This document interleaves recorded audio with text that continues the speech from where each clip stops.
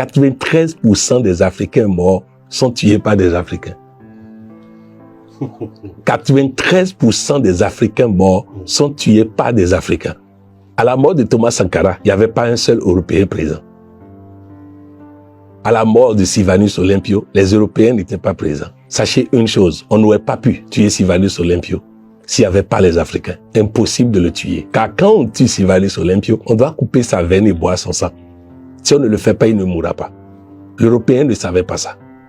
Donc retenez ceci. Laissons les autres tranquilles et prenons notre destinée en main. Il n'est pas possible que l'Europe vole 1 litre de carburant en Afrique s'il n'y a pas la complicité des Africains.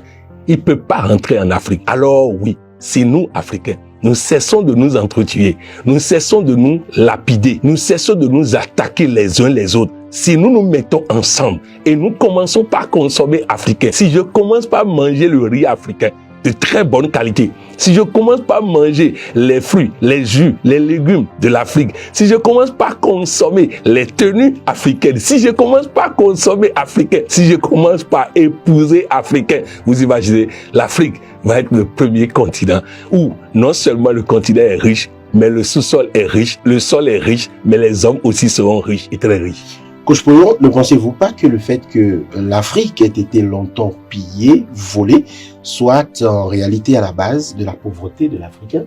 Non, parce que ils ont pillé, mais malgré tout ça, ils ne sont pas plus riches que nous. Allez me trouver les réserves de pétrole de la France.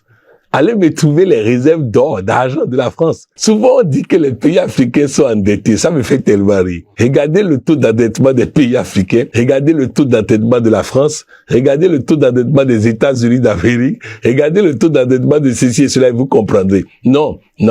L'Africain n'a jamais été pauvre. Donc c'est important que nous comprenions une meilleure gestion de nous-mêmes, une meilleure gestion de nos relations, une meilleure gestion de nos ressources et surtout que nous cessons de pleurer. Dans ma vie, je n'ai jamais vu une victime réussir. Alors si nous continuons de jouer la victime, au lieu de prendre notre vie en main, au lieu de devenir l'auteur de notre vie, nous allons continuer par être en retard. Mais si nous prenons notre vie en main, nous allons tout gagner. Les Européens sont venus piller l'Afrique. Ça n'a pas empêché Dangote d'être riche et de parler d'égal à égal avec un chef d'État européen. Lorsque le chef d'État européen, américain et autres veulent rencontrer Dangote, ils le font avec respect et considération. Oui, l'Africain peut devenir riche et commander le monde, mais cela suppose que nous nous regardons nous-mêmes, que nous changeons nos habitudes, nos hypocrisies et qu'on commence par consommer africain, acheter africain, épouser africain, faire la vie, faire la fête, mais en africain. Et je vous garantis que le monde sera développé.